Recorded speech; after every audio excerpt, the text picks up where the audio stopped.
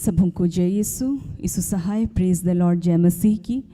हम सब प्रार्थना योद्धा परिवार, हमारी अगुआ सिस्टर एस्थर, ब्रदर राज और हम सब मिलकर फिर से आज शाम की इस आराधना प्रार्थना में आप सबका हार्दिक स्वागत करते हैं, हार्दिक अभिनंदन करते हैं। आशा करते हैं कि आप सब स्वस्थ होंगे और ईश्वर की आज्ञाओं शिक्षाओं के अनुसार अपने जीवन को जीने का प्रयास कर रहे होंगे।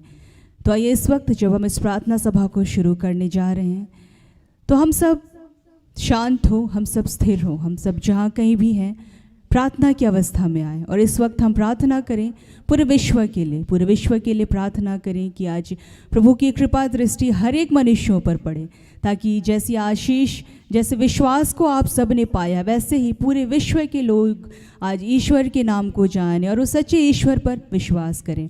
साथ ही हम प्रार्थना करें आज पूरे विश्व में जितने भी लोग आज सुसमाचार का प्रचार करें, प्रभु उन सबको और ईमानदार बनाएं और उन पर पवित्र आत्मा और अधिकाई से उनके माध्यम से कार्य करें और बहुत से लोग ईश्वर के मार्ग पर चलें। तो आइए इस वक्त जब हम इस प्रार्थना सभा को शुरू करने जा रहे हैं तो इस प्रार्थना सभा के लिए भी प्रार्थना करें कि प्रभु आज की प्रार्थना सभा को सफल करें और हम सब जितने लोग भी जुड़े हुए हैं हर एक के जीवन को प्रभु और अधिकाई से आशीषित करें। तो आइए इस वक्त जब हम इस प्रार्थना सभा को शुरू करने जा रहे हैं तो आज का जो क्रम है, जिनके माध्यम से आज आराधना प्रार्थना होगी, वचन की उद्घोषणा होगी, वो क्रम है। आरंभिक प्रार्थना करेंगी बहन रेनू, आराधना में अगुवाई करेंगी बहन रेनू, बहन मैरी, बहन वर्षा, वचन को पढ़ेंगी बहन मैरी और वचन की उद्घोषणा और अंतिम आशीष की प्रार्थना भाई राज के माध्यम से होगी। तो आइए इस वक्त हम जहाँ कहीं भी हैं हम इस प्रार्थना सभा के लिए अपने आप को तैयार करें। धन्यवाद।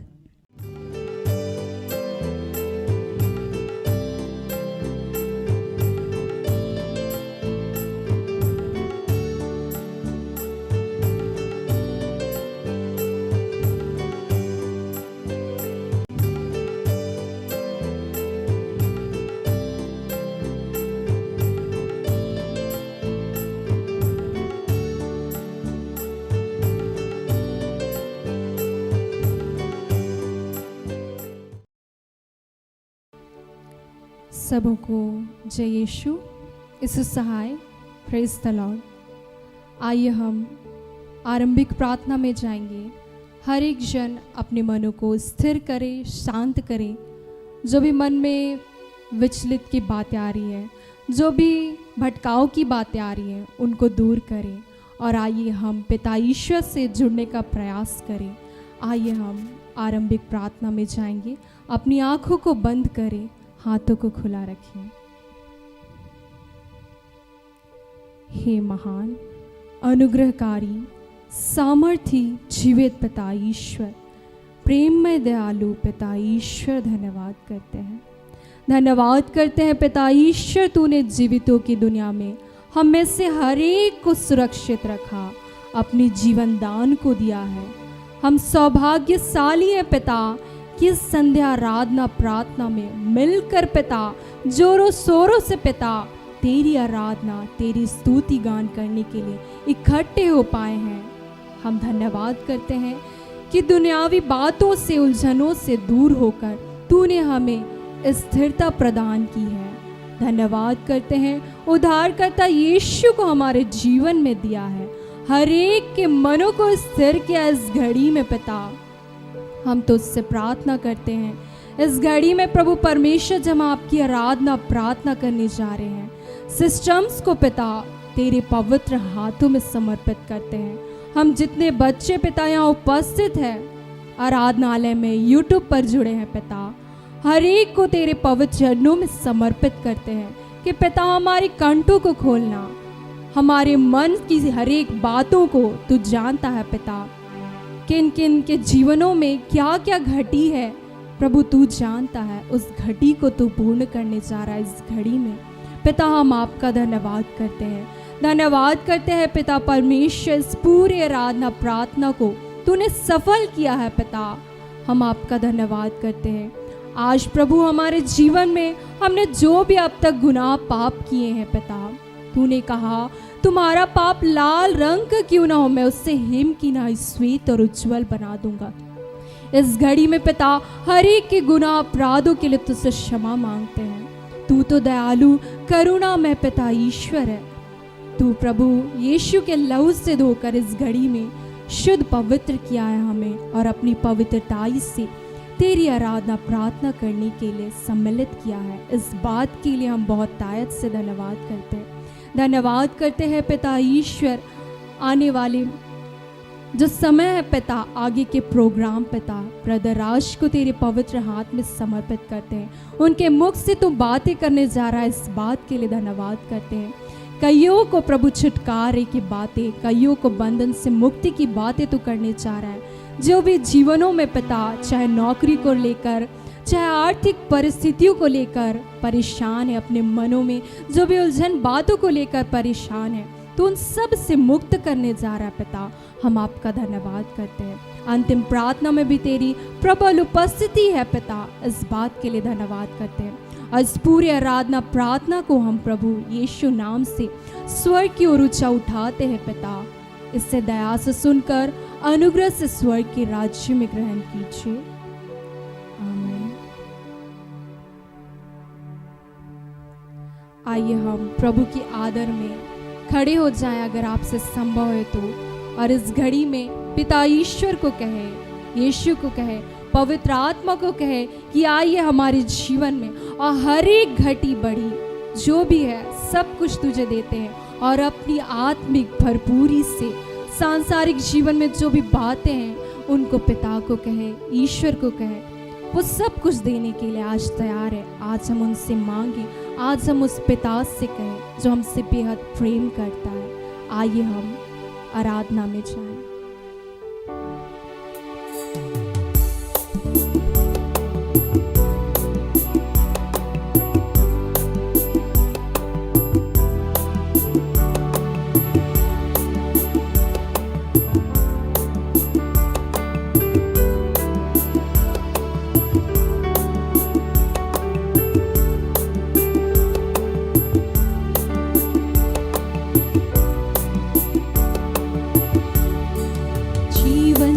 मकसद तू है, मेरे जीने का कारण तू है, मेरे जीवन का मकसद तू है, मेरे जीने का कारण तू है, मेरे जीवन का मकसद तू है, मेरे जीने का कारण तू है, मेरे जीवन का मकसद तू है, मेरे जीने का कारण तू है।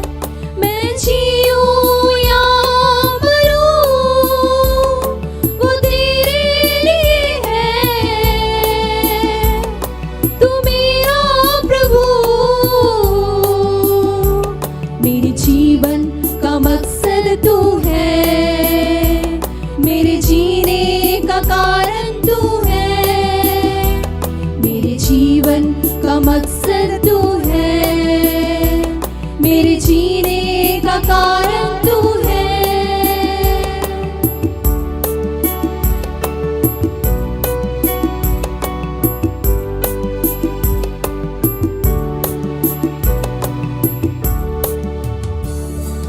पिछला सब भूल कर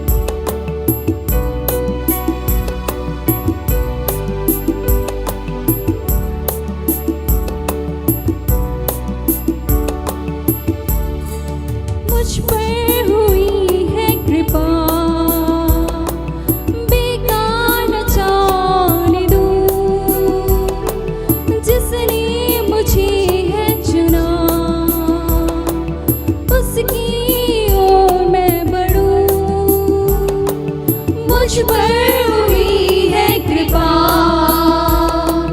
बेकार न जाने दूं, जिसने मुझे है चुना,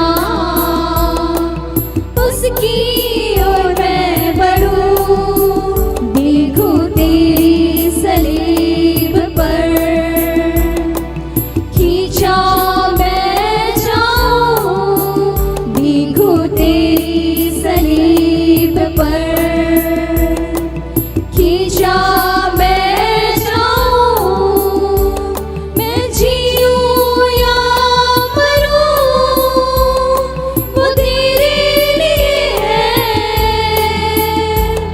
तू मेरा प्रभु। मेरे जीवन का मकसद तू है, मेरे जीने का कारण तू है, मेरे जीवन का मकसद तू है, मेरे जीने का कारण तू है, मेरे जीने का कारण तू है, मेरे जीने का कारण तू है।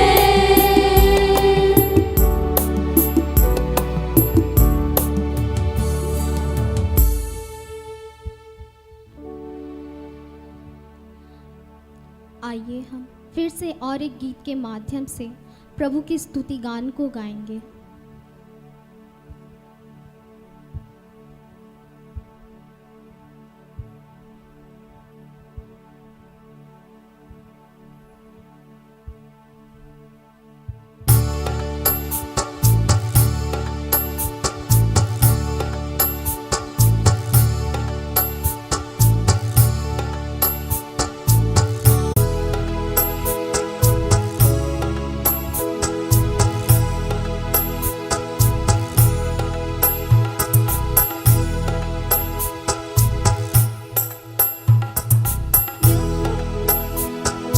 यहोवा चरवाहा मेरा,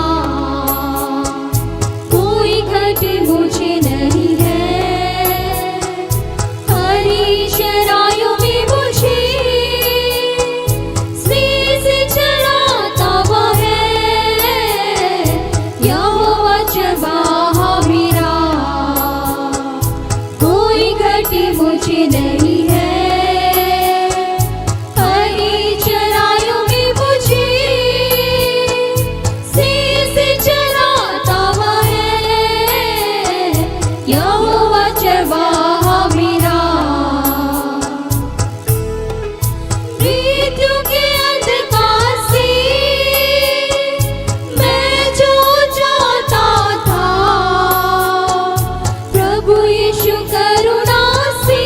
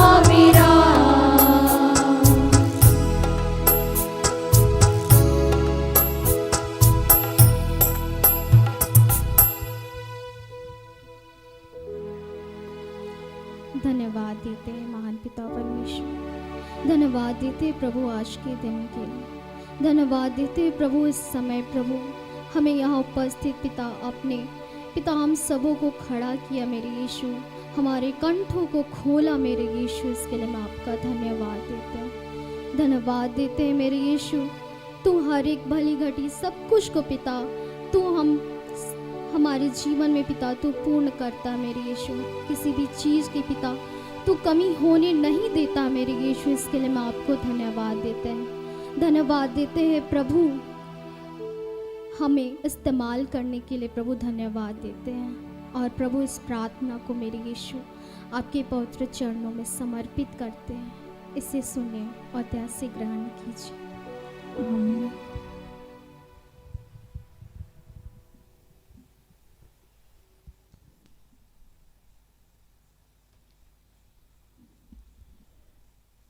आज का जो वचन मिला है प्रभु ने अपनी दासी अपनी बेटी सिस्टर एस्थर के माध्यम से हमें दिए हैं।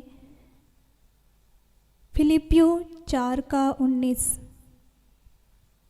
मेरा ईश्वर आप लोगों को ईसा मसीह द्वारा महिमान्वित कर उदारता पूर्वक आपकी सब आवश्यकताओं को पूरा करेगा। यह प्रभु की वाणी है। ईश्वर को धन्यवाद।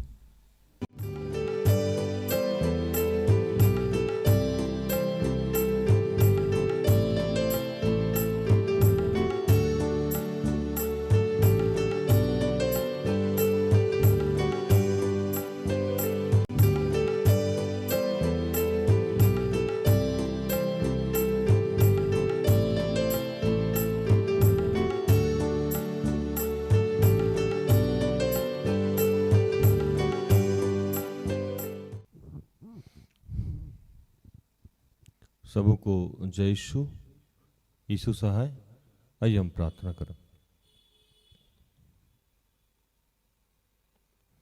कि हे दयालु पिता, ये स्वर्ग और पृथ्वी के सृजनहार, यह हम सब के रचयिता, तेरा धन्यवाद करते हैं आज के सुंदर और आशीषित दिन के लिए जो तूने एक नए अध्याय के रूप में हमारे जीवन से जोड़ दिया। धन्यवाद प्रार्थना परिवार के लिए, इससे जुड़ चुके और जुड़ने वाले तमाम तेरे बच्चों के लिए तेरा धन्यवाद करते हैं। धन्यवाद हम सब की अगुआ और आपकी दासी सिस्टर एस्थर और ऐसे जितने तेरे दास दासी हम सब के लिए तेरा धन्यवाद। धन्यवाद करते हैं प्रभु कि गर्भ से लेकर अब तक तूने हमें संभाला, हमारी छोटी से लेकर बड़ी सारी ज़रूरतों को अपने शाही खत्ते खोल के पूर्ण किया। धन्यवाद करते हैं पिता कि गर्भ से लेकर अब तक हमने कोई भी ऐसा कार्य किया जो आपकी इच्छा के विरुद्ध है, उसके लिए तुझसे क्षमा चाहते हैं। जितने लोग इस वक्त मुझे देख रहे हैं, सुन रहे हैं, जहाँ तक मेरी आवाज़ जा रही है या खुद मैंने कोई भी ऐसा कार्य किया है प्रभु, फिर से तुझसे क्षमा चाहते हैं। अपने पुत्र यीशु के लहू से धो के शुद्ध और पवित्र कीजिए। वचन को सुनने में और सुनाने में हमारी मदद कीजिए। जो भी डिस्टर्बेंस की बातें हैं, जो भी भटकाव की बातें हैं, वो सब कुछ आपके हाथों में समर्पित करते हैं पिता। आप जानते हैं कि आपके बगैर ये संभव नहीं है, ना हम सुन सकते हैं ना सुना सकते। पिता पुत्र पवित्र आत्मा आपका आह्वान करते हैं, हमारी मदद कीजिए। इन तमाम प्रार्थना को प्रभु यीशु के जीवित और पवित्र नाम से मांगते हैं। दया से सुन और स्वर्ग के राज में ग्रहण कर। आमीन।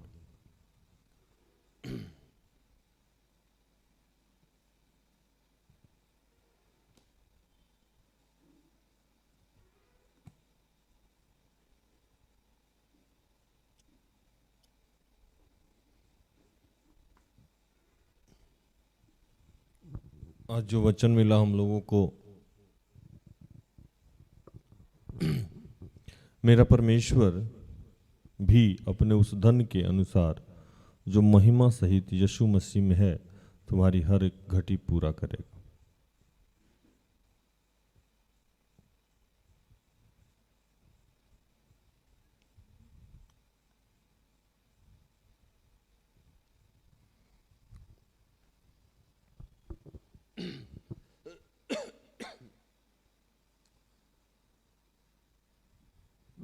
देखिए, पूरे संसार को धनी बनना है। जिसको देखिए, जहां भी देखिए, सबको धनी बनना। एक टाइम था कि मुझे भी धनी बनना था। आज मुझे धन उतना ही चाहिए जितना मुझे ज़रूरत है, उससे ज़्यादा नहीं। धनी बनने का भूख मेरा समाप्त हो गया। हाँ, मेरी आवश्यकता पूर्ण होनी चाहिए, ये मेरी इच्छा है और यही मेरी दुआ है कि हम सबकी आवश्यकता पूर्ण होनी चाहिए। एक कहावत है ना कि साईं इतना दीजिए जामे कुटुम समाए, मैं भी भूखा ना रहूं साधु भूखा ना जाए। इससे ज़्यादा किसी को चाहिए नहीं। इससे ज़्यादा जब भी जिसको मिला है वो समस्या में ही गया। एवरेज की बात करते हैं, अपवाद की नहीं। तो प्रभु, जैसे ही ये वचन आता है, किसी को, हम लोगों को लगता है कि प्रभु धन की बात कर रहा है। मैं कुछ देर से इस वचन को मैं तकरीबन 50 बार पढ़ा होगा कि प्रभु क्या है ये, क्यों है ये।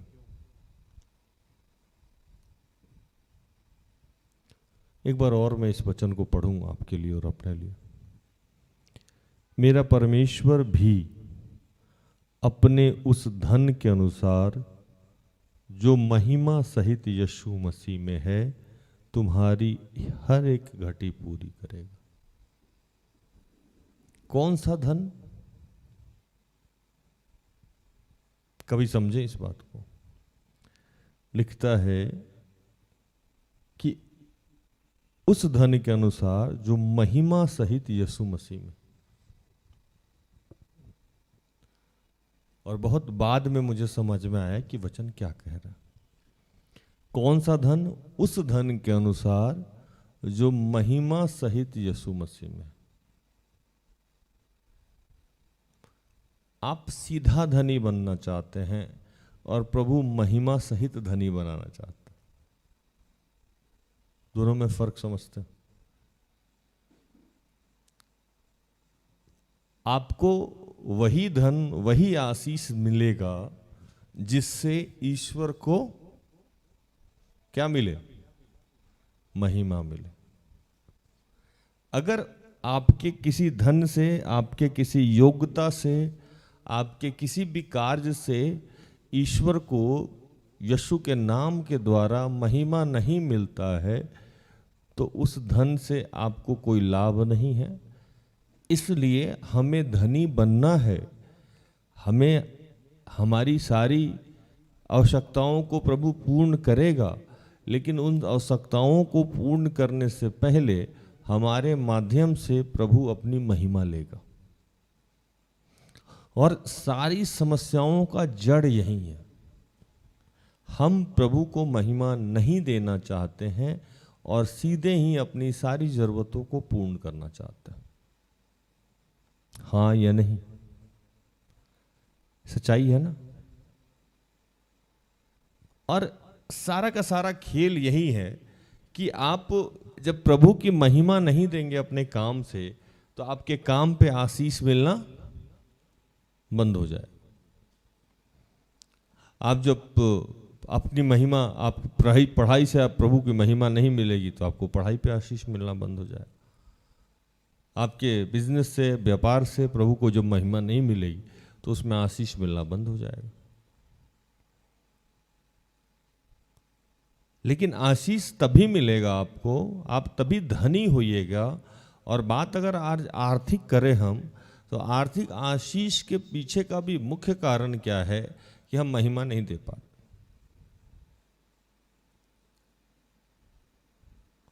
प्रभु बोला कि तराजू के बीच में, नीति वचन को जब पढ़िएगा तो बोला कि 2 तराजू के बीच में बेईमानी होता ही होता है।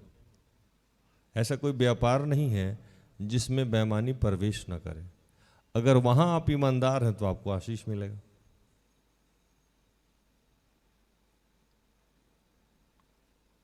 जितने लोग आज ये वचन सुना होगा सबको लगा होगा ऊपर आके बताएंगे कि धनी हो जाइएगा आप, ये हो जाइएगा, वो हो जाइएगा। प्रभु आज जरूर बोल रहा है कि हम आपकी सारी आवश्यकता को पूर्ण करेंगे, सारी घटी को पूर्ण करेंगे, कोई दिक्कत नहीं है। लेकिन उस घटी को पूर्ण करने से पहले आपके जीवन से मैं महिमा लूंगा, तब जाके घटी को पूर्ण करूंगा।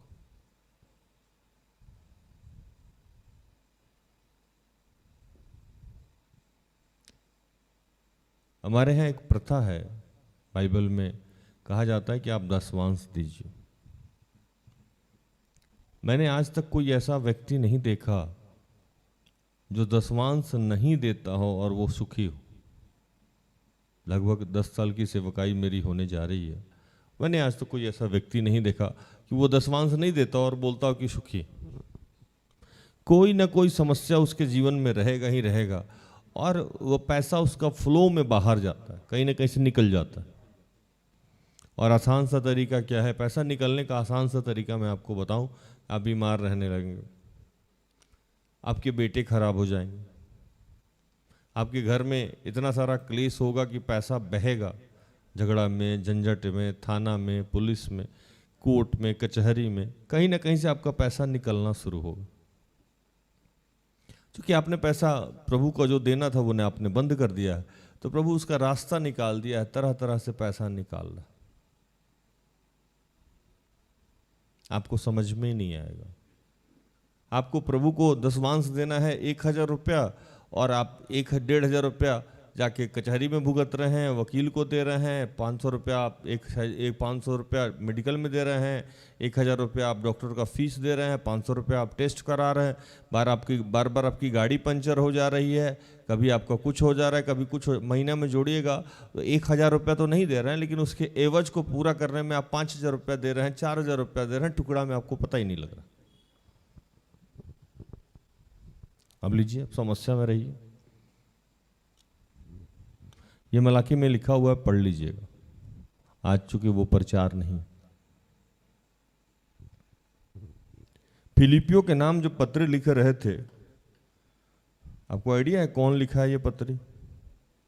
हाँ, अपर्णा जी बोली पौलुस, तो पौलुस ही लिखा होगा, बाइबल बहुत ज्यादा पढ़ चुकी हैं।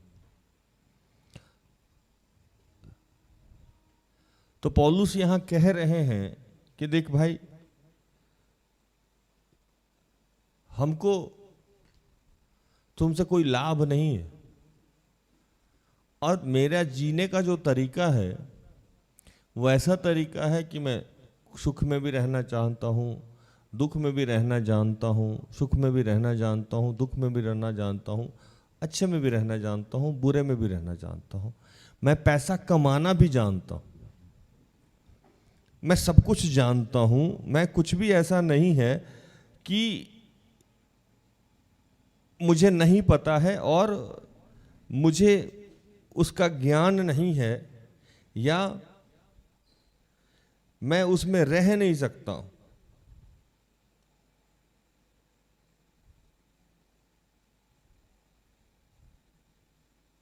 पढ़िएगा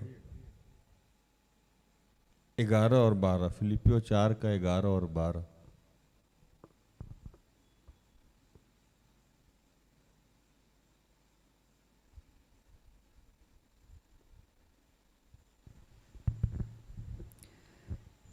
फिलिपियों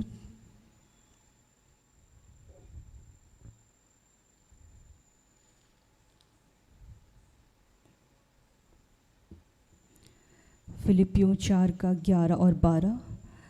यह नहीं कि मैं अपनी घटी के कारण यह कहता हूँ, क्योंकि मैंने यह सीखा है कि जिस दशा में हूँ उसी में संतोष करूँ।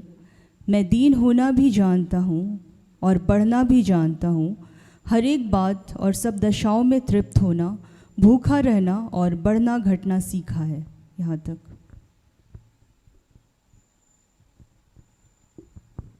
पौलुस कहते हैं कि मैं सब कुछ जानता हूँ, मुझे ऐसा नहीं है कि आपसे कुछ चाहिए। और बड़े प्यार से समझिएगा इस बात को कि ईश्वर को आप क्या दे सकते हैं? कुछ नहीं दे सकते।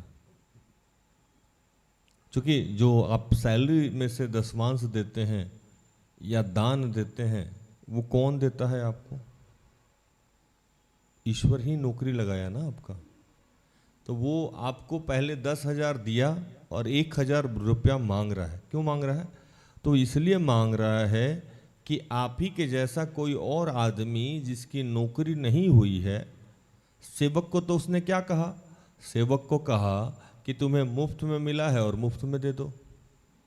आप सुनते होंगे एक चीज़ कि बार बार हम लोग यहाँ घोषणा करते हैं कि हम लोग किसी से पैसा नहीं मांगते, चंदा नहीं मांगते हैं, रसीद नहीं कटता है, और अगर आप मुझे बुलाएं तो मुझे फीस लेने की ज़रूरत नहीं, आप मुझे मत दें। लेकिन स्वेच्छा से कोई देता है तो मैं ले लेता हूँ। अगर कोई गरीब भाई है जो मुझे बुलाना चाहता है और वो ना मुझे खिला सकता है ना बैठा सकता है, मैं वहाँ जाऊँगा कि नहीं जाऊँगा? जाऊँगा। तो जो भाई पहले गरीब था और अब अमीर हो गया है, जिसको परोपकारक कहा जाता है, उसको एक सेवकाई करना है। और उसका क्या सेवकाई है? उसको परोपकारक के रूप में सेवकाई करना है। तो परोपकारक हम कैसे होते हैं? परोपकार, परोउपकार, दूसरे के ऊपर उपकार करने वाले, परोउपकार, पराये के ऊपर उपकार करने वाले, परोपकारक। समझिएगा, इस बात को कभी आप समझे नहीं होंगे। पर उपकार, आप पराये के ऊपर उपकार करने वाले को परोपकारक कहते हैं, जिसे आप नहीं जानते। हालेलुया। तो आपने अब दशमांश दिया देशदास को और सेवक को। वो दशमांश वो ऐसे जगह इन्वेस्ट किया जहां की उसे जाना होगा और वहां से उसको कुछ भी नहीं मिल रहा। तो आपका पैसा फिर आप ही के जैसे किसी लोग में लगा। जैसे कैसे? जब आप मेरे पास पहली बार आए, कई बार मैं आपको खिलाया, पिलाया, वस्त्र दिया। अभी जैसे मैं वस्त्र वितरण करता हूँ, खिचड़ी वितरण करता हूँ, कंबल बांटता हूँ। अब ऐसा तो नहीं कि मैं जमींदार परिवार से हूँ, राजवाड़े खानदान से हूँ, पिताजी मेरे चेक भर भर के रोज शाम में देते हैं, जाओ। आप ही के जैसा कोई व्यक्ति है जो मुझे देता है, मैं पास कर देता हूँ, मैं मिडिल मैन हूँ। हालेलुया। तो ये परोपकारक का काम है, और ये तभी होगा जब आपके पास पैसा होगा। और पैसा देने से पहले प्रभु एक काम कराता है कि आपको नौकरी देगा या कुछ भी देगा तो उससे वो अपनी महिमा कराता है। महिमा कैसे कराता है ये सो समझिए। आज आप धनी क्यों नहीं हो पा रहे हैं, या आज आपकी घटी पूरी क्यों नहीं हो पा रही है, जबकि मैं बार बार इस बात को कहता हूं कि प्रभु तूने कहा था कि तू मेरे लिए निर्धन बना ताकि मैं धनवान बन जाऊं। गरीब क्यों? तूने कहा कि जो आज का जो वचन है, मेरा परमेश्वर अपने उस महिमा के धन के अनुसार जो महिमा सहित यीशु मसीह में है तुम्हारी हर एक घटी पूरा करे। एक वचन लिखता है कि जवासी को मांस के टुकड़े की कमी हो जाएगी, पर मेरे अनुयायी, मेरे बच्चे, मेरे दास को कभी किसी चीज की घटी नहीं होगी। प्रभु इतने सारे वचन आपने दे रखे हैं, फिर भी आपके बच्चे भूखे हैं, फिर भी आपके बच्चे प्यासे हैं। हम अपने भारतवर्ष की बात करें तो बहुत अधिक मात्रा में लोग यहाँ बेरोजगार हैं, अशिक्षित हैं। और बेरोजगारी और अशिक्षा की बात तो बहुत पीछे की है, भूखे हैं, वस्त्र नहीं है, घर नहीं है। तो ये सारा का सारा वचन तो झूठा ही हो जाता है।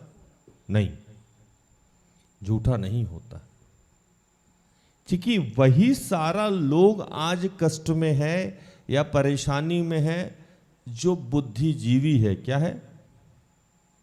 बुद्धिजीवी है, विवेकशील है, जो अपने आप को संसारिक विवेक से भरे हुआ है, और वो किसी भी सूरत में ईश्वर को महिमा नहीं देता है। उसी के जीवन में हर अभाव को प्रभु रहने देता है।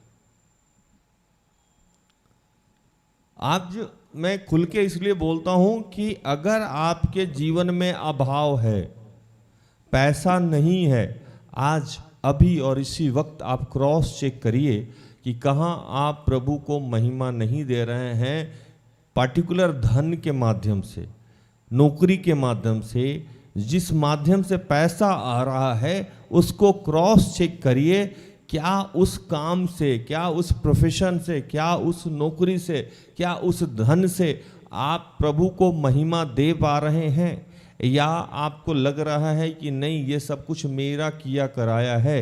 तो आप समझ लीजिए कि आपके जीवन में आर्थिक तंगी कभी भी नहीं जाएगी। हालेलुया, कभी भी नहीं जाएगी।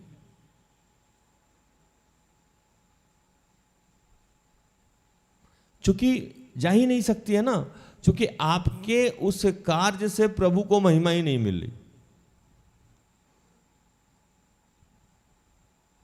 हमारे यहां जो भी दान और दशवांश आता है उसका 10वां हिस्सा हम लोग भी निकालते हैं।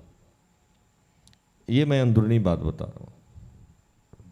मेरे पास अगर जो भी महीने का 10,000 रुपया आया, मैं उसको 1,000 रुपया हम लोग भी निकालते हैं और हम लोग भी प्रभु जहां बोलता है वहां खर्चा करते हैं और देते हैं। अद्भुत बात है ना, हाँ या नहीं? और हर वक्त आप जब देखते होंगे कि ये काम हम लोग बोलते हैं, कौन करता है? प्रभु करता है। वचन कौन सुनाता है? प्रभु। चमत्कार कौन करता है? प्रभु। काम कौन करता है? प्रभु। लोगों को बुलाता कौन है? प्रभु। वचन कौन सुनाता है? प्रभु। ये सेवकाई कौन चलाता है? प्रभु। प्रभु प्रभु प्रभु प्रभु प्रभु। दिन रात किसको महिमा मिल रहा है यहां से? ईश्वर को। जिस दिन प्रार्थना योद्धा से इस कार्य से ईश्वर को महिमा मिलना बंद हो जाएगा, मैं अपने आप को महिमा देने लगूंगा, सिस्टर एस्थर अपने आप को महिमा देने लगेंगी, यहाँ के बच्चे अपने आप को महिमा देने लगेंगे। आज हमारी विख्यात बजाने वाली मेरी खलको पिल्ला, कल के डेट में इनको लगे कि ये क्या बजा रही थी, वो कीबोर्ड ये बजाती हैं। मैं आपको विश्वास दिलाऊं, इनका उंगली चलना बंद हो जाएगा।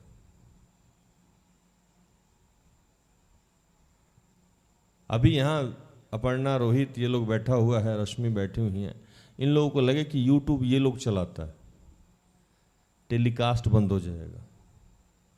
कई बार मैं देखता हूँ कि मैं यहाँ आके मैं प्रार्थना करना पड़ता है। आप देखते होंगे कि रिट्रीट चलता है और नेटवर्क इशू हो जाता है। मैं यहाँ आता हूँ और मैं बैठ के प्रार्थना करता हूँ कि प्रभु मदद करिए, ये आप ही का काम है, आपके बगैर संभव नहीं है। ये बच्चे नादान हैं, मैं नादान हूँ, कुछ कमी हो गया होगा तो क्षमा कीजिए। और मैं यहाँ जो बच्चा बैठा रहता है उसको मैं कहता हूँ री ऑन करो, वो बोलता है 2 बार कर चुका हूँ। मैंने कहा अब कर। उसके बाद वो फिर से री ऑन करता है, चलने लगता। हालेलुया। अभी लास्ट रिट्रीट में हमारा जनरेटर ये शॉर्ट सर्किट होने वाला था, बाहर जनरेटर आया, जनरेटर स्टार्ट हो गया। दादा बनर्जी दास, संतोष भाई लोग, सब लोग जनरेटर स्टार्ट वगैरह कर दिया, सब ठीक रहा। कुछ देर बाद तेल कम था तो दादा बंद कर दिया और तेल वेल डाल के दोबारा स्टार्ट करने जा, लोग स्टार्ट ही नहीं हो।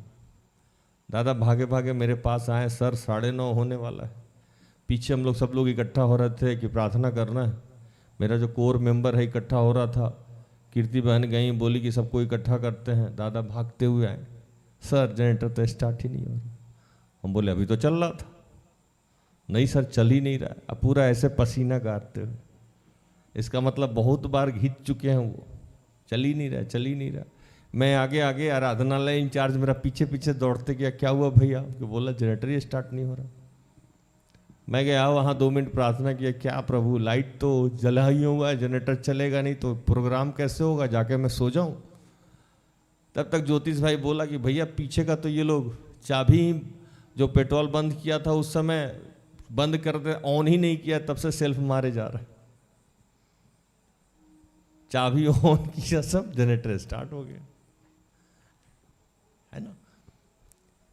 प्रभु को महिमा नहीं मिलेगा, आपके जीवन का आर्थिक तंगी नहीं जाएगा, जा ही नहीं सकता है। आज अगर आप गरीब हैं, आज आप लाचार हैं, आज अगर आप परेशान हैं, तो इसका एक ही वजह है कि आपके उस कार्य से प्रभु को महिमा नहीं मिल रहा है। इसीलिए उसने कहा मेरा परमेश्वर भी अपने उस धन के अनुसार जो महिमा सहित मसीह यीशु में है वो तुम्हारी हर एक घटी पूर्ण करेगा।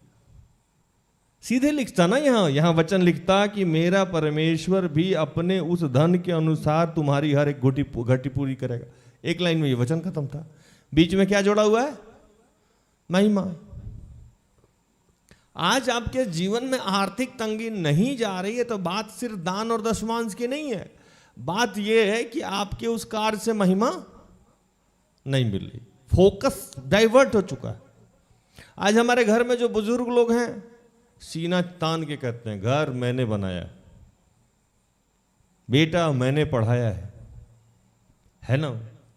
जब तुम्हारे दादाजी क्या छोड़ के गए थे, मैं एक दिन मन में सोचा तुम ही को छोड़ के गए, बहुत बड़ी बात नहीं। अगर दादाजी नहीं रहते, तुमको इस लायक नहीं बनाते, तो तुम आज ये वचन तो ये ट्रांसलेट तो नहीं करते ना कि दादाजी तुम्हारे क्या छोड़ के गए। मैं अपने पिताजी की बात नहीं कह रहा हूं, मैं जनरल लोग जो यहां आते हैं मैं उनकी बात करता हूं। मेरे पूर्वज क्या छोड़ के गए थे। अगर वो संस्कारी बेटा छोड़ के गए हैं, ईश्वर का भय मानने वाला बच्चा छोड़ के गए हैं, तो पैसा आ ही जाएगा ना। आ जाएगा कि नहीं आ जाएगा? यही बहुत बड़ा चीज नहीं है। एक कहावत मैं हमेशा कहता भी रहता हूं कि पूत कपूत तो धन का है संचा, पूत सपूत तो धन का है संचा। अगर बच्चा अच्छा है तब भी धन जमा करके रखने की जरूरत नहीं है, पूत सपूत है। अगर बच्चा अच्छा है तब भी धन संचय करने की जरूरत नहीं है, वो पैसा कमा लेगा, ईश्वरीय कृपा हो जाएगी। और बच्चा अगर बुरा है तब भी धन संचय करने की जरूरत नहीं है, क्योंकि जितना आप संचय किए हैं वो सब ले जाके शराब में, कोठा पे इधर उधर उड़ा देगा, है या नहीं? तो दोनों ही अवस्था में धन संचय करने की जरूरत नहीं है। लेकिन आज भी जो लोग धन संचय करता है वो लोग क्रेडिट किसको देता है? अपने आप को देता है। नौकरी मैं पढ़ के हुआ, मैं इतना मेहनत किया। कुछ दिन पहले मेरे पास एक भाई आए, बहुत बड़े ऑफिसर हैं। अशोकनगर से मैं काउंसलिंग करता था, काउंसलिंग ये कोरोना का समय था। आए मेरे पास, बोले भैया बहुत परेशान। मैं मन में सोचा कि मेरे पास अच्छा लोग कब आता है, मेरे पास कौन आता है? बोलता है भैया बहुत खुश में हैं, आज सोचे आपसे मिल के बात। सब तो रोते हुए आता है। अच्छा, मेरा मतलब कोई खुशहाल आदमी मेरे पास क्यों आएगा? आएगा? नहीं आएगा। उसको कोई ना कोई समस्या है, पेट में दर्द है, ब्रेकअप हो गया है, मन नहीं लग रहा है, व्यभिचार में है, नशा से ग्रसित है, कुछ ना कुछ उसको समस्या है, तभी वो मुझे ढूंढता आएगा। क्योंकि वो मुझे ढूंढता हुआ नहीं आ रहा है, वो मेरे साथ जो शक्ति काम करता है उसको ढूंढ रहा है, उसको इलाज चाहिए। आज तक आप सुने हैं किसी डॉक्टर के पास जाके लोग कोई नंबर लगाए, बोले डॉक्टर साहब से मिलना है? क्यों? कोई बीमारी नहीं है कुछ दिन से, इसलिए मिलना चाहता। कोई फीस देगा? मिलेगा? नहीं मिलेगा। कुछ ना कुछ समस्या तो होगा। अब ऐसे भी प्रभु को धन्यवाद, क्योंकि हम लोग को चिराग बना के भेजा, दीपक बना के भेजा। और दीपक की आवश्यकता हमेशा कहां होती है? अंधेरे में। जब अंधेरा होगा तभी तो आप मुझे ढूंढिएगा। मुझे प्रभु नमक बना के भेजा, जब आपका स्वाद बिगड़ जाएगा तो मेरी जरूरत पड़ेगी। हालेलुया।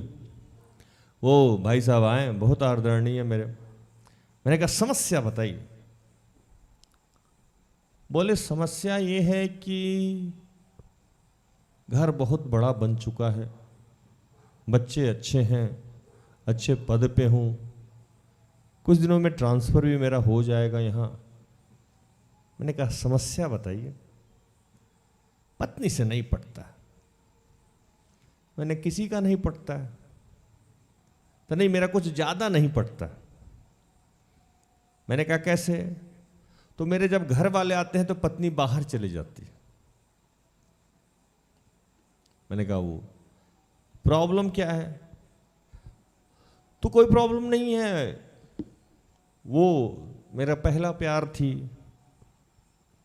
मैंने कहा पहला प्यार मतलब उसके बाद भी कुछ हुआ? तो नहीं, मतलब उसी से प्यार हुआ, उसी से शादी हुआ।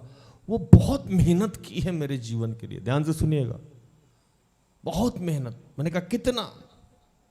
तो जब नौकरी नहीं था तब भी वो मेरे साथ घूमती थी। मैंने कहा बहुत मेहनत की। मैंने कहा फिर भैया क्या बताएं आपसे? मैंने कहा मेरे यहाँ बहुत अच्छा कॉफ़ी बनता है, कॉफ़ी पिलाएं आपको। और उस दिन मेरे बच्चे बहुत प्यार करते हैं, सैंडविच भी बनाए हुए थे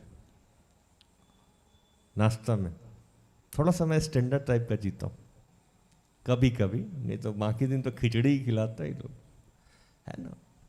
तो मैंने कहा खा लीजिए आप भी, सैंडविच खाएं, बड़ा मजा आया उनको। कॉफ़ी बोले ऐसा कॉफ़ी तो पिए नहीं थे हम। कॉफ़ी पिए, बात चलने लगा। अपॉइंटमेंट का समय 20 मिनट था, वो आगे बढ़ते गया। मुझे भी किक मिलता है कि जब तक लोगों का प्रॉब्लम सॉर्ट आउट नहीं हो जाए। मैंने कहा ये हाथ लगे हैं, ऑफिसर हैं इतने बड़े, मैंने कहा सुन ही लेते हैं। पवित्र आत्मा बोला आज इसका परेशानी दूर ही करके भेजो, आज इसका ऑपरेशन ही करो राज, डरो नहीं। ऑफिसर होगा अपने घर का, तुमको जो बोलने के लिए हम बोले बोल ही देना। मैंने कहा ठीक है सर, बोलिए आगे। तब तक पत्नी का वो माला जपना शुरू कर चुके थे। तुम ही हो माता पिता, तुम ही हो बंधु सखा, तुम ही हो। मतलब वो गान जो होता है ना, पत्नी चालीसा, वो शुरू था उनका। पढ़ रहे थे, बहुत विकट परिस्थिति में साथ दी, जब कोई नहीं पूछ रहा था तब साथ दी, है ना। मैंने कहा फिर आगे। बार बार हम जेपीएससी बीपीएससी निकालते थे, नहीं होता था। अचानक एक दिन पत्नी आके बोली हमसे, मैंने कहा क्या बोली?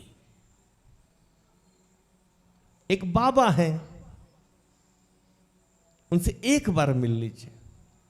मैं गया, बाबा बोला इस साल हो जाएगा। मैंने कहा कैसे? तो हाथ दिखाएं ऐसे। मैंने कहा ये बाबा अंगूठी दिए थे? तो जी। अभी भी नहीं निकाले हैं? तो ना, जिस दिन अंगूठी दिया उसी बार ये जाके नौकरी हुआ। मैंने कहा क्या मस्त बाबा मिला है आपको यार। मैंने कहा प्रभु भोज कैसे लेते हैं? तो बोला इसको पीछे घुमा देते हैं और जाके प्रभु भोज ले लेते हैं। दिख रहा है ना ये, है ना। फिर प्रभु भोज दे के इसको ऐसे घुमा लेते हैं। क्योंकि प्रभु भोज लेने जाइएगा तो फादर या पादरी जो हैं वो अंगूठी देख के पूछ सकते हैं ना कि रतन माला कहाँ से लगाए हैं। वहां तो पत्नी चालीसा नहीं पढ़ सकते हैं ना। मैंने कहा नौकरी कब हुई थी आपकी? अब बीपीएससी कंडक्ट से बहुत दिनों से, बेटे जवान है तो समझ ही सकते हैं कि 15-20 साल की नौकरी हो गई होगी। मैंने कहा बहुत अच्छा।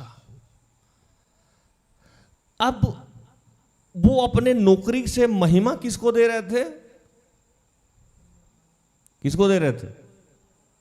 बाबा को और अंगूठी को। घर में शांति रहेगा, उतना बड़ा बंगला है, उतनी गाड़ी है, उतना सारा गार्ड है, लेकिन झगड़ा कहां पहुंचा हुआ है?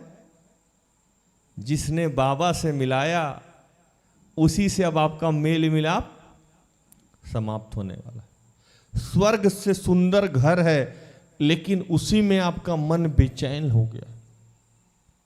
उनके उस नौकरी से, उनके उस धन से, उनके बाकी सारे कार्यक्रम से प्रभु को महिमा नहीं मिल रही। मैं उनसे बात करने लगा, काफी दिनों के बाद वो बोले कि अच्छा सोचेंगे हम। और बाद में ईश्वर की कृपा हुई कि वो अंगूठी सब निकाल दिए हुए हैं। बाकी सारा जगह से रिश्ता ठीक हो गया है, पत्नी से भी रिश्ता भी चल रहा है, अभी कसमोकस चल रहा है। लेकिन मामला चूंकि 40 साल का है, ठीक होने में तो टाइम लगेगा। मतलब वो इतने बड़े पद पे हैं, सब कुछ है, लेकिन उनके घर में शांति नहीं है। शांति होने की वजह ये नहीं है कि वो उन्होंने अंगूठी पहन रखा है। शांति होने की वजह ये है कि आज तक वो समझ रहे हैं कि उनकी नौकरी उस अंगूठी के माध्यम से मिली। हाँ या नहीं? महिमा किसको जा रहा है? अंगूठी को जा रहा है, बाबा को जा रहा है, इंसान को महिमा जा रहा है। आप अगर अपने जीवन में किसी भी प्रकार का अभाव नहीं चाहते हैं तो आपको महिमा हमेशा ही ईश्वर को देते रहना होगा। कोई भी कारण से महिमा आपको ईश्वर को भी देना। आज मेरे पास बहुत सारे बच्चे आते हैं, मैं गिनती से बच्चों का नाम बता सकता हूं आप, जिनके जीवन में नौकरी का आशीष नहीं मिलता है। कैसे नहीं मिलता है? 0.1% से आशीष नहीं मिलता है। मतलब उनको पास मार्क्स चाहिए 40, तो 37, 38, 39, 35, 36, 34 बरसों से आ रहा, उसी पे लटके हुए, आगे बढ़ता ही नहीं। सर पटक पटक के जान दे दिए हुए हैं, 4 नंबर, 2 नंबर, 1 नंबर, आधा नंबर से उनकी नौकरी रह जाती है और वो लोग किसी और को गाइड करते हैं तो उसकी नौकरी हो जाती है, ये बेचारा अटका हुआ। क्यों? तो जब उसके जीवन में जाइएगा तो उसको लगता है कि वो बहुत पखंड विद्वान आदमी, वो जानता है, वही जानता है, दूसरा कोई तो बकलोल आदमी, दूसरे किसी को कुछ आता ही नहीं। हालेलुया। तो वो महिमा किसको दे रहा है हमेशा? अपने ज्ञान को, अपने बुद्धि को।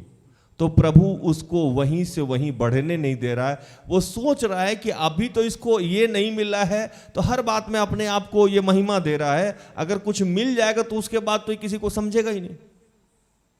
हाँ या नहीं? तो प्रभु कह रहा है कि आज आप सबकी सारी घटी पूरी हो जाएगी, मैं पूरा करूंगा, लेकिन उसके पहले आपको मेरी महिमा करनी होगी, मुझे महिमा देना होगा।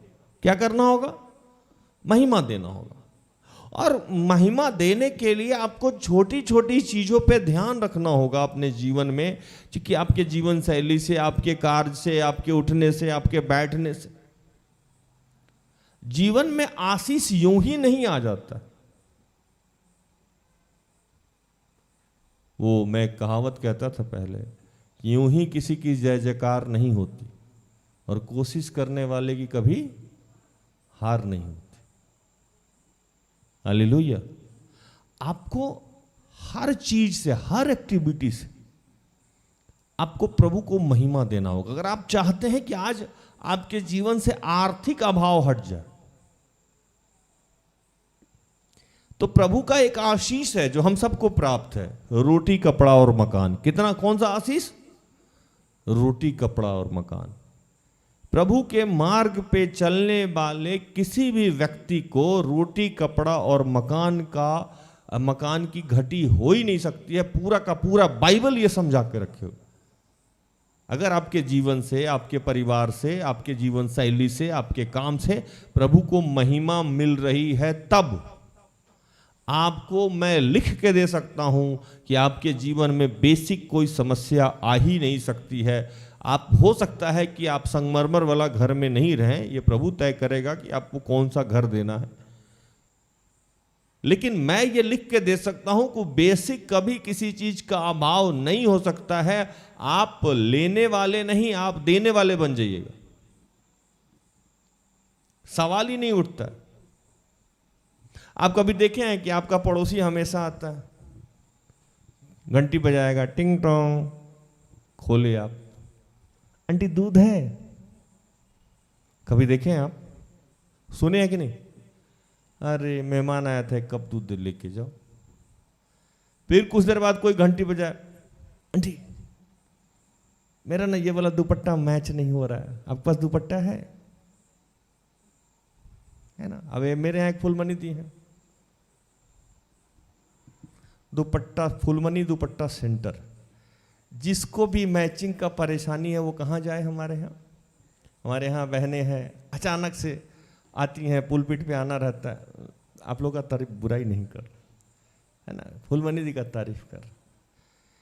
तो अचानक से पुलपिट पे आना होता है, देखो मैचिंग गड़बड़ाया हुआ है या खिल नहीं रहा है कैमरा पे, तो सीधे फोन करेगा, हेलो फुलमनी दुपट्टा सेंटर।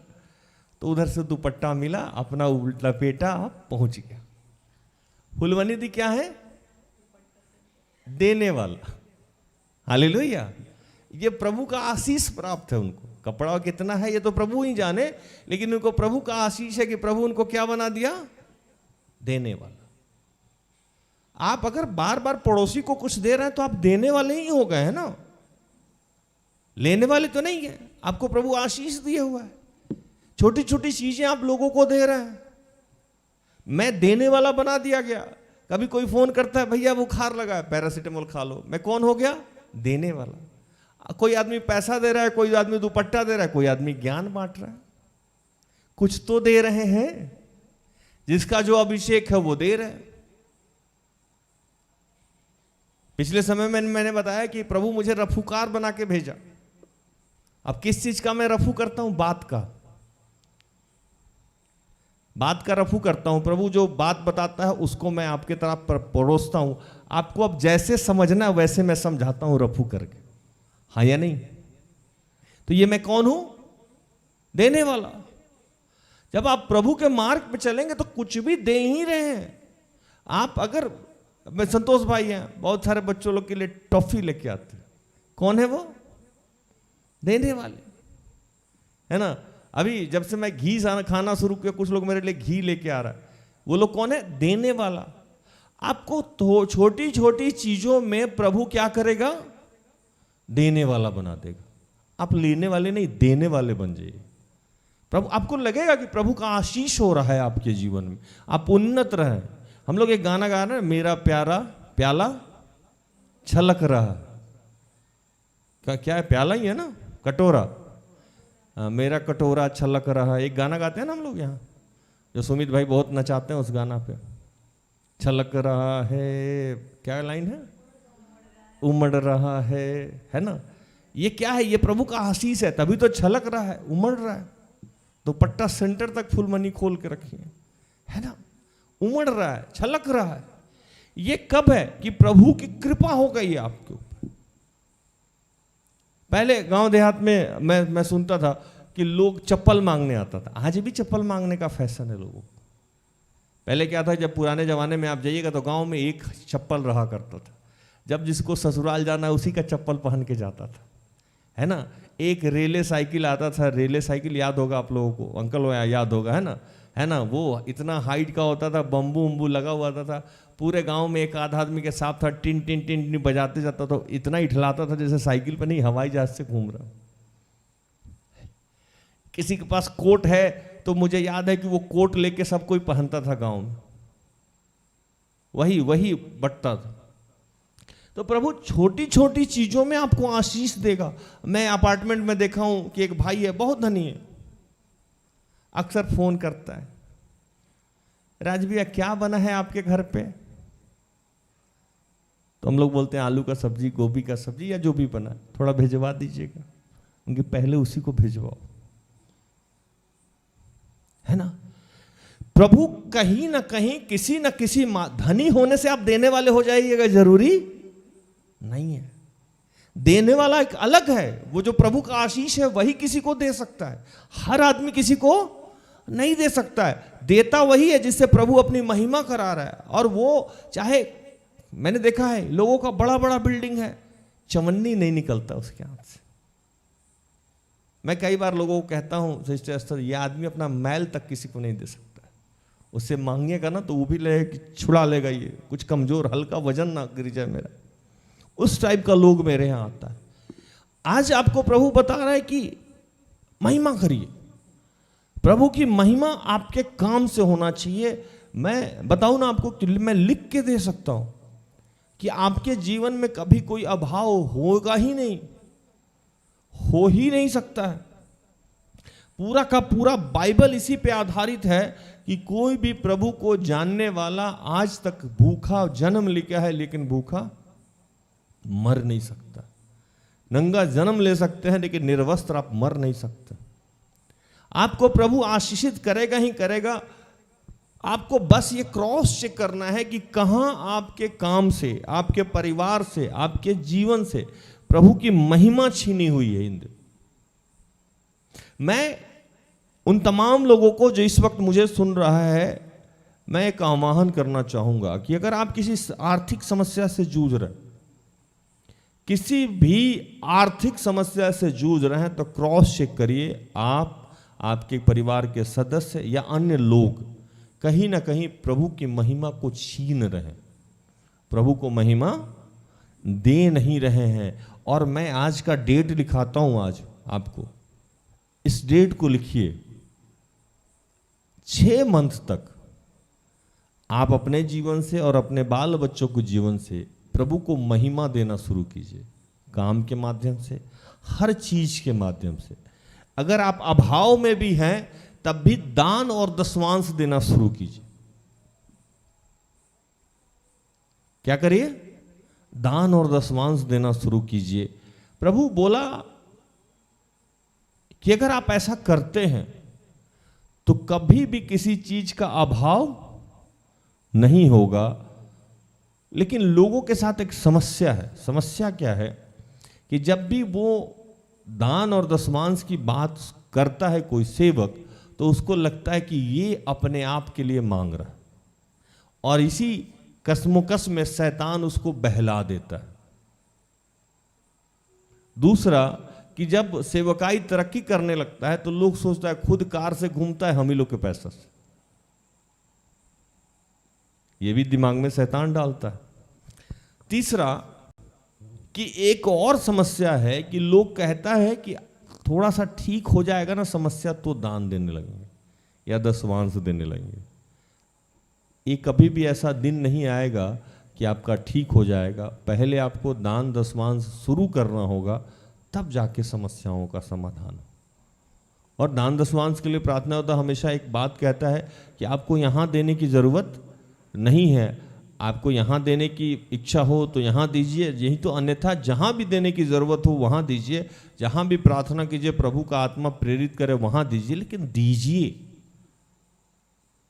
और दान हमेशा घटी में देना चाहिए, बढ़ोतरी में नहीं देना चाहिए। बढ़ती का दान प्रभु को प्यारा नहीं है जितना घटती का दान प्यारा है। आपके पास खाने के लिए 2 रोटी हो और कोई व्यक्ति आए और आपसे कहे कि मुझे खिला, है ना, और पानी पिला, एक ही 2 ही रोटी हो और थोड़ा सा ही पानी हो, आप उसको दे दीजिएगा तब आप आशीष देगा। लेकिन उस समय लोग देना नहीं चाहता है। लोग देना कब चाहता है कि जब मेरे पास 50 गो रोटी होगा, 2 हम खा लेंगे, 2 उन्नति खा लेगी, 2 साक्षी खा लेगी, 2 पापा मम्मी खा लेंगे, 2 आरुषि खा लेगी, 2 रश्मि खा लेगी, जो फिर बचेगा वो दान करेंगे। प्रभु बेवकूफ़ है। इसका मतलब कि आपको दान करने का मन, इसका मतलब कि मुझे दान करने का मन नहीं है। कैसे नहीं है और इसका प्रतिफल कैसे मिलता है सो समझिए। क्यों मैं इतना सारा आपको बताया और 6:45 हो गया। एक बाइबल का एक स्टोरी भी सुन लीजिए कि क्यों घटी से पहले आपको महिमा देना होगा। 2 कंडीशन। पहला कि 2 व्यक्ति दान कर रहा था। एक फरीसी जो बहुत सारा पैसा कमाने वाला था, मान लीजिए कि वो महीना का 1 लाख रुपया कमाता होगा और वो 15-20 हज़ार रुपया दान करने गया, और एक बुढ़िया माँ, औरत, लेडीज 1 रुपया दान करने गई। शिष्यों ने पूछा कि कौन व्यक्ति सबसे बड़ा दानी है? तो प्रभु यीशु ने क्या कहा? कौन दानी है? प्रभु यीशु ने कहा कि ये जो 1 रुपया दान कर रही है वो सबसे बड़ा दानी है। तो कैसे? तो इसके पास सिर्फ यही था और इसने दान कर दिया, और इसके पास लाखों पड़ा है फिर भी ये थोड़ा सा दान कर रहा है और ऊपर से ऐंठ के दान कर रहा है। पहला। दूसरा, एलिया नबी को एक विधवा औरत के पास भेजा गया। किसके पास? विधवा औरत के पास। विधवा औरत पूरा एकदम मेंटली प्रिपेयर थी कि आज तो सुसाइड कर ही लेंगे। कैसे? तो वहाँ बहुत दिनों से अकाल पड़ा हुआ था और अकाल के क्रम में वो थक गई थी और थोड़ा सा गुट आटा और थोड़ा सा कुप्पी में तेल था। लकड़ी वो चुन रही थी, चुन के लाई और प्लान बनाई कि आज ये इतना ही आटा से दोनों माँ बेटा खाएंगे, यही समाप्त हो जाएगा, उसके बाद तो मरना होगा, तो तड़प तड़प के मरेंगे, उससे अच्छा सुसाइड करके मर जाए। एलिया नबी पहुंच गया दरवाजे पे। अब बोले माई खिला दे हमको। वो बोली बताइए। कंगाली में आटा खिला। एक तो पहले से ही हम लोग खा पी के मरने को लेते यार, ऊपर से आप आ गए। उसने क्या किया? उस सामान के माध्यम से प्रभु की महिमा की। हालेलुया। दास ने जो कहा वो की। उसके बाद क्या हुआ? वो कभी घटा नहीं घटा। बहुत पॉपुलर कहानी है, कभी भी नहीं घटा। अगर उस दिन वो नहीं महिमा दी रहती, नहीं सुनती, तो बाइबल आगे पढ़िएगा, कभी लिखता है कि जब तक अकाल रहा तब तक वो दोनों माँ बेटा के घर का ना आटा खत्म हुआ ना तेल खत्म। एक सेम घटना एलीशा नबी के समय में घटा कि एलीशा नबी का एक शिष्य था जो मर गया, और उसकी पत्नी रोती हुई आई कि तुम्हारा दास था वो मर गया, बहुत सारे कर्जदार लोग हैं जो कर्जा मांगने आए हुए, हम कहाँ से दें। तो एलीशा ने भी कहा कि एक काम कर, वो प्रभु का महिमा करने वाला आदमी था, उसको किसी चीज़ की घटी हो ही नहीं सकती। तो एक काम कर, अगल बगल मोहल्ले में जा और जितना खाली बर्तन मिले वो लेके आ। लेके आई, बोली तुम्हारे घर में क्या है? तो बोली थोड़ा सा तेल बचा हुआ। क्या बचा हुआ? तेल। तो बोली खाली बर्तन में डालना शुरू कर। वो मान लीजिए 1 गिलास तेल होगा या 1 जग तेल होगा, है ना, या 1 कुप्पी तेल होगा, बाइबल पढ़ लीजिएगा। वो जितना बर्तन पूरे मोहल्ला का लाई थी सब में डालती गई, वो सब बर्तन भरता गया, डालती गई, भरता गया, डालती गई, भरता गया, है ना। एलीशा ने भी बोला कि जितना बर्तन मिले सब डाल लेना। पूरे मोहल्ला भर का बर्तन ले आई, डाल ली। एलीशा ने भी बोला कि ठीक है, अब जाओ इस तेल को बेच दो और कर्जा चुका देना, और जो बच जाए उससे जीवन यापन करो। घटी हुआ? नहीं हुआ। प्रभु की महिमा करने वाले को मैंने तो पूरे बाइबल में नहीं देखा है, और अपने जीवन में भी मैंने आज तक अपने जीवन में कभी किसी चीज की घटी नहीं देखी। हाँ, वो चीज लगता है कि नहीं होने वाला है, लेकिन हो जाता है। अब लगता है कि नहीं होने वाला है और हो जाता है, क्या मतलब है समझिए। अब चूंकि मुझे नहीं पता है कि कल के डेट में मेरा जीवन यापन कैसे होगा, लेकिन प्रभु को तो पता है कि कैसे होगा ना। मेरी बेटी का फीस कहाँ से जाएगा, मेरे घर का राशन कहाँ से आएगा, लेकिन इतने सालों से तो चल ही रहा है ना।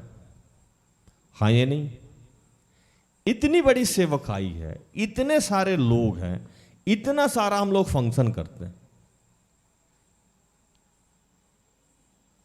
है ना। इतने सारे बच्चे हैं, इतनी सारी गाड़ियां हैं, स्कूटर हैं, सब चलता है। सब पैसे से ही चलता होगा, हवा पे तो चलता नहीं होगा। मान लीजिए जब कीर्ति का स्कूटर है, हवा से चलता है, तेल भर लगता है ना। अपर्णा का स्कूटर है, हवा से तो नहीं चलता है, तेल से चलता है ना। जितने भी स्कूटर हैं, गाड़ी हैं, वो सब किसी ना किसी चीज से चलते हैं। अब मैं पेट्रोल पंप पे जाके तो बोलूंगा नहीं, आइए भाई मैं आपके सर पे हाथ रखता हूं, पिता पुत्र पवित्र आत्मा के नाम से टंकी फुल कर दीजिए। वो क्या करेगा मेरा? बोलेगा आइए हम भी देते हैं आपको, है ना। ऐसा तो नहीं है ना कि मैं हर जगह जाता हूं बोलता हूं आइए भैया हम प्रभु के दास, है ना। लिखा है बाइबल में कि तुम मेरे नाम से अगर 1 लोटा पानी पिलाओगे प्रभु तुमको बहुत आशीष देगा। गाड़ी लगा दी है भर, है ना। राशन के दुकान पे गए, तुम अगर दास को दोगे तो तुम्हें दिया जाएगा, दबा दबा के हिला हिला के राशन घर भिजवा दो। अच्छा, ऐसा तो नहीं होता है। उसको तो भैया चाहिए मुद्रा, तो मुद्रा का प्रबंध प्रभु ना कहीं से करता होगा। और वो कहां से आता है, कैसे आता है, कब आता है, हम लोग को नहीं पता है, लेकिन आता है। प्रभु आज तक 10 साल की इस सेवकाई में किसी भी भली वस्तु की घटी इस सेवकाई में नहीं हुई है, न मुझे हुई है, न मेरे सिस्टर एस्थर की हुई है, न इससे जुड़े किसी लोगों की हुई है। हाँ, बस वो गारंटी नहीं देता है। गारंटी का मतलब कि अगर हम चाहें कि नहीं मेरे बैंक में पूरा बैलेंस भरा हुआ हो तो हम सेवकाई करेंगे, बोलेगा चलो जाओ। अब जैसे वो विधवा बोलती कि आप तो बोल रहे हैं कि खिला दो, खिलाने के बाद क्या? वहां कोई कमिटमेंट एलिया नबी नहीं किए उससे, वो सिर्फ बोले कि खिला दो। हालेलुया। ये नहीं बोले कि तुम्हारा कुप्पी का तेल भर जाएगा, आटा समाप्त, तो ऐसा कुछ नहीं बोले। तुम बोले खिलाओ। जिसे एलीशा के मैंने बात करी आपसे, वो एलीशा थोड़ी बोला, पहले बोला बर्तन लेके आओ, गया बर्तन लेके आया, बोला भरा, उसके बाद वो बताया। ये थोड़े बोला कि तुम बर्तन लेके आओ, तुम तेल डालोगे भरता जाएगा, खाली नहीं होगा। बाइबल में जहां जहां यीशु मसीह गए हैं वहां वहां वो सिर्फ बोले हैं। आपको याद होगा कि जब वो क्रूसित होने से पहले प्रभु भोज खाने के लिए गए तो वो एक चेला को बोले कि जाऊं वहाँ फलाना गधई का बच्चा बंधा होगा, जाके बोलना कि प्रभु को इसका प्रयोजन है, दे देगी, रात का भोजन वहीं करना, सब कुछ वहीं करना। अरे गजब क्यों में, आप कहीं भी पहुँचते हैं बोलते हैं हम आ रहे हैं, कौन है आप, जान न पहचान, मैं तेरा मेहमान। पहुँच जाते हैं आप कहीं भी, ये कौन करता है? प्रभु करता है। प्रभु आपके मार्ग को सरल और सीधा कर देगा जब आप महिमा करने जाएंगे। मैं पहली बार जब रांची आया था तो आपको मैं बताऊं बड़ी अजीब लगेगा, मुझे घर मिला था राजधानी में, राजधानी ट्रेन का नाम है। लगा ना अजीब? छोटा सा उदाहरण और मैं देके समाप्त करूं। दिल्ली में मैं रहता था, काम मेरा यहाँ शुरू हो चुका था, और बाजी में, रुका डैम में और नगरी में 3 जगह मेरा साइट चलता था। उस समय मैं लालपुर पे रहता था एक छोटा सा होटल में, वहीं खाता पीता था, मस्ती करता था और गाड़ी हायर कर करके रुका डैम और यहाँ जाता था। ये 2009 की बात है। अचानक से मुझे लगा कि ये रांची बहुत प्यारा मौसम है। 10-11 बजे के बाद बारिश हो जाती थी यहाँ उस समय। अब तो बहुत अजीब मौसम है यहाँ का। मैं साक्षी को जाकर समझाया कि बहुत एकदम, एक मूवी आई थी कयामत से कयामत, वैसे ही जंगल है, सारा शूटिंग वही हुआ है। घर वाले को मैंने कहा यहाँ से वहाँ शिफ्ट कर जाते हैं, बस भी रोड पे ही मिलता है, घर से चावल दाल आटा आएगा, वहीं रहेंगे, बहुत सुख सुविधा से रहेंगे। साक्षी भी बोलती थी हमको हिल स्टेशन पे रहना है। और प्रभु कितना पागल बना के मुझे यहाँ ले आया, सो समझिए। मैंने कहा ठीक है, मैं घर देखता हूँ। एक दिन मैं, दिसंबर का महीना था, मैं आ रहा था। राजधानी उस दिन 12 से 14 घंटा लेट चल रही थी। तो राजधानी में आप लोग गए ही होंगे, बड़े लोग हैं, तो वो खाना देता है। 4 बजे राजधानी दिल्ली से चली और हम लोग नाश्ता वास्ता करके, मेरा अक्सर आता है कि ट्रेन में मैं बहुत अच्छे से सोता हूँ, चैन से सो गया। जगह तो मैं देखा कि खाना देने वाला आया है। मैंने पूछा भाई कहाँ? तो बोला अभी तो कुछ ही दूर आए हैं, 9 बजा। 4 घंटा में राजधानी चली थी, हमको लगता है कि 100-150 किलोमीटर। खाना वाना मैं खाया, सुबह जगह। मैंने कहा भाई कहाँ? तो बोला कानपुर। मैंने कहा यार इसका टाइम तो रात में 9:30 बजे कानपुर था, सुबह में कानपुर पहुंचा। तो क्या हुआ कि राजधानी को सुबह यहां पहुंच जानी थी और सुबह तक का उसके पास कैंटीन में खाना था। राजधानी सुबह में नहीं पहुंची, राजधानी शाम में भी नहीं पहुंची। अब राजधानी पहुंची कब? दूसरे दिन सुबह में 3 बजे। तो कैंटीन में तो कुछ था नहीं, तो पब्लिक हल्ला करने लगा। तो वो कहीं कहीं से जो जुगाड़ करके खिचड़ी बनाया। खिचड़ी खाने के संबंध में अब बहुत देर रहने के बाद अगल बगल वाले लोगों से बातचीत होने लगा। तो एक एसके पांडे करके नाम थे, उनसे जान पहचान हो गया, बातचीत हुआ। तो वही बोले हमारे अपार्टमेंट में घर खाली है, आइए कल दिला देते हैं। और वहीं से घर मिला मुझे। ये आप मान सकते हैं कि राजधानी में प्रभु मेरा काम करा दिया।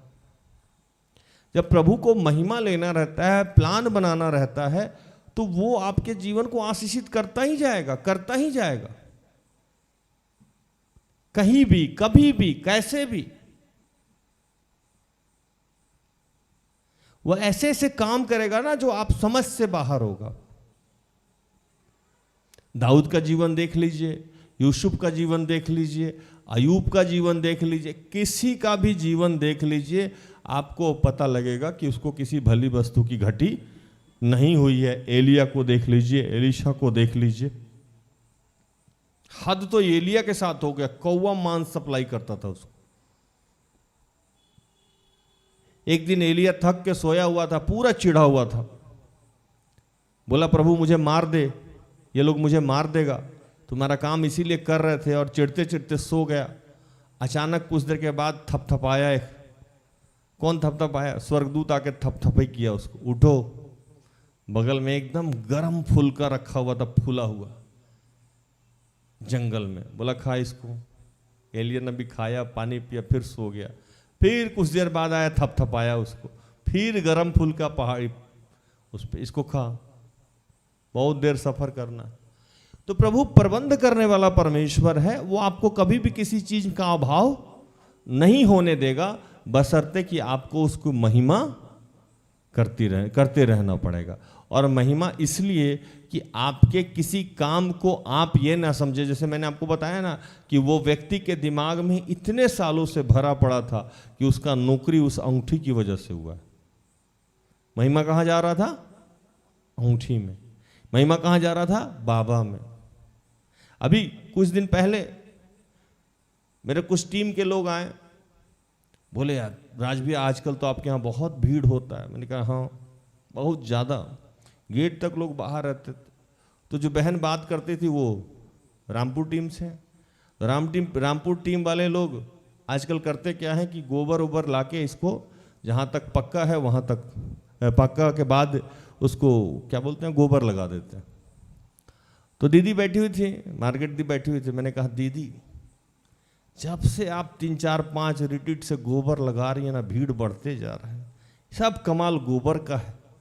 अब इतना जोर से हंसी, बोली भैया आप प्रार्थना उतना बंद कर दीजिए, आप लोग पवित्र आत्मा का सुनना बंद कर दीजिए, हर जगह हमें लेके जाइए, गोबर से हम लिपते रहेंगे, वहाँ प्रभु का काम होता रहेगा, है ना। तो अगर मेरे दिमाग में ही आ जाए कि गोबर लगाने से यहाँ चिन्ह चमत्कार हो रहा है, तो महिमा किसको जा रहा है? गोबर को, है कि नहीं।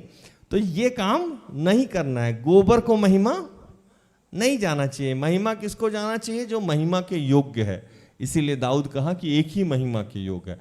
आप अपने जीवन को झांकिए कि कहाँ जीवन से आपकी महिमा प्रभु को नहीं मिल रहा है। अगर महिमा जहाँ से कटा हुआ है वहाँ से जोड़िए, प्रभु किसी भी भली वस्तु की घटी आपको नहीं होने देगा। प्रभु इन सारे वचनों से आप सबको और मुझे भी आशीषित करे, आमीन। आइए हम आखिरी प्रार्थना में जाएं।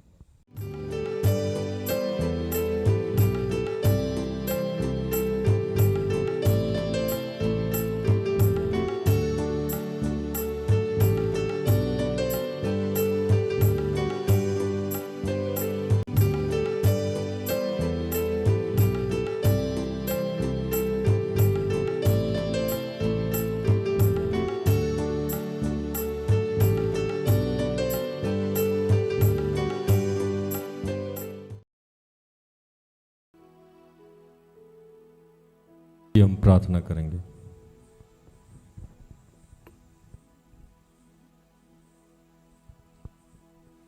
कि हे दयालु पिता, हे स्वर्ग और पृथ्वी के सृजनहार, हम जानते हैं प्रभु कि एक जवासी को मांस के टुकड़े की कमी हो सकती है, पर मेरे अनुयायी तेरे बच्चों को कभी भी किसी भली वस्तु की घटी नहीं हो सकती। तेरे पुत्र के निर्धन बनने से हम धनवान बन जाते हैं। प्रभु तेरा धन्यवाद करते हैं, तो हमारी सारी घटी को पूर्ण करता है। पिता पुत्र पवित्र आत्मा, आज जितने लोग आर्थिक तंगी से जूझ रहे हैं, कर्ज से जूझ रहे हैं, परेशानी से जूझ रहे हैं, उन सबको तेरे हाथों में देते हैं। पिता तूने हम सब के सारे कर्ज से आज हमें मुक्त किया है, तूने आज हम सब के गरीबी से आज हमें मुक्त किया है, तूने आज हम सब के निर्धनता से आज हमें मुक्त किया है प्रभु, इसलिए तेरा धन्यवाद करते हैं।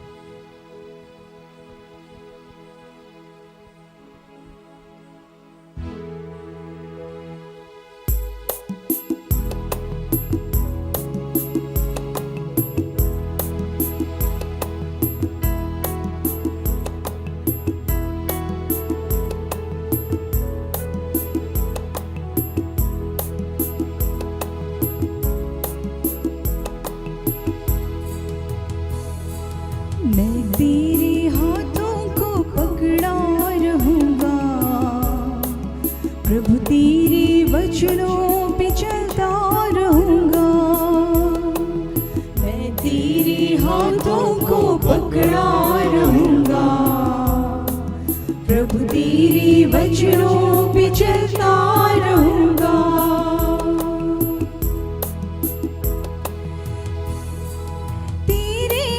वचनों में जीवन संदेश है, तेरे ही वचनों में जीवन संदेश है। मैं तेरे हाथों को पकड़ा रहूंगा, प्रभु तेरे वचनों पे चलता रहूंगा। मैं तेरे हाथों को पकड़ा रहूंगा, प्रभु तेरे वचनों पे चलता रहूंगा। हे बेटा, धन्यवाद करते हैं जितने तेरे बीमार बच्चे हैं, निशा, दीपेश, शरीता, राम, दीपा, पूनम, अर्चना, वंशराज, रुबेन, अर्पित, फ्लोरा, अखिल, कविता, सत्या, सुनीता, आशीष, कुसुम, सलोनी, राजकुमार, जीवन, बलमदीना, ऐसे जितने बच्चे हैं प्रभु उन सबको तेरे हाथों में समर्पित करते हैं। यह दयालु पिता, इन सब ने जो भी गुनाह पाप किए हैं प्रभु उन सब से इन्हें मुक्त कीजिए। आपने कहा है किसी जड़ी बूटी और लेप के द्वारा नहीं, प्रभु तेरे वचनों ने चंगा किया। ऐसे जितने बच्चे इस वक्त बीमार हैं,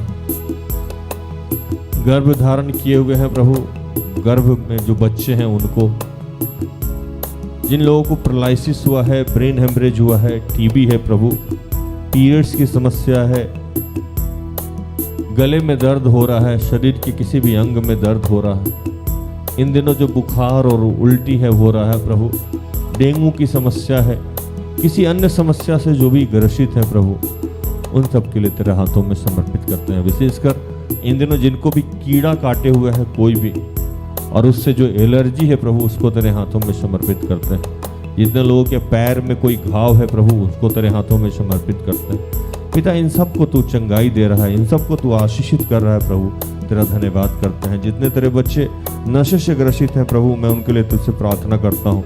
अनिमेश, अनूप, जोसेफ, दीपक, सुनील, ऐसे जितने लोग हैं प्रभु, उनके लिए तेरा धन्यवाद करता हूँ। धन्यवाद करता हूँ प्रभु कि उन तमाम बच्चों को तूने मुक्त किया है। धन्यवाद, प्रेरित को तूने मुक्त किया प्रभु। ऐसे जितने बच्चे हैं प्रभु, उन सबको तूने नशे के लत से मुक्त किया है प्रभु, तेरा धन्यवाद। आज जितने घरों में लोटा पानी या किसी अन्य कार्यक्रम को आयोजित किया गया था, उन तमाम कार्यक्रम को तूने सफल किया है। उसमें आने जाने वाले हर लोग को तूने आशीषित किया है, मदद किया है, सुरक्षित किया है। पिता, तेरा धन्यवाद करता हूँ।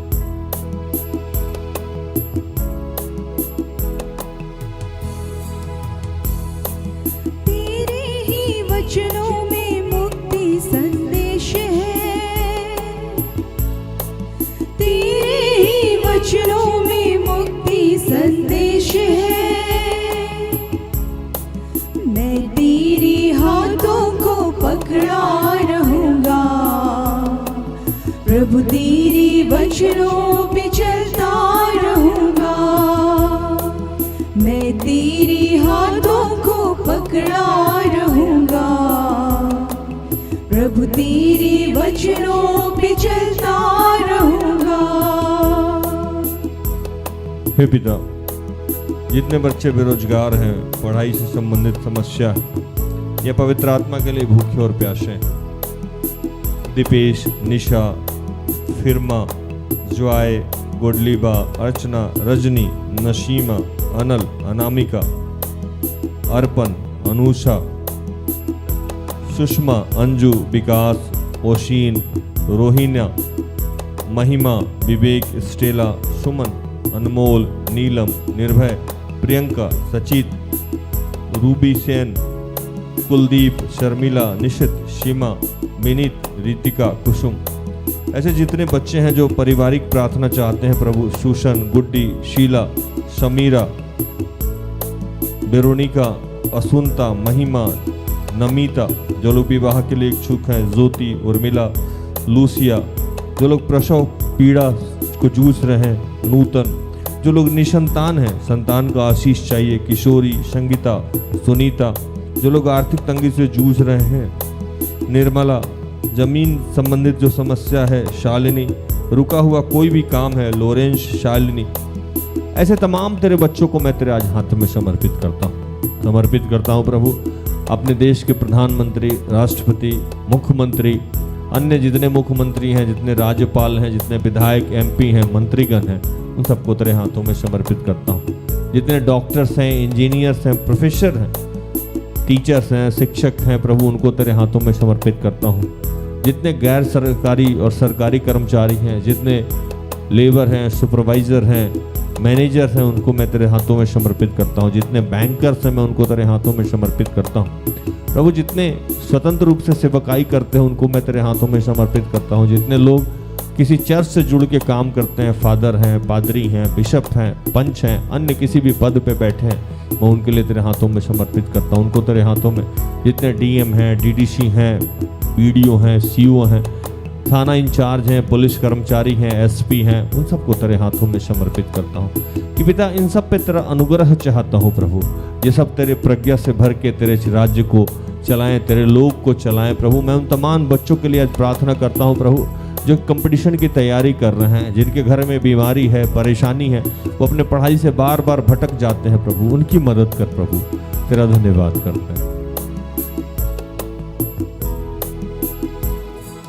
तेरे ही वचनों में आशा का दीप है,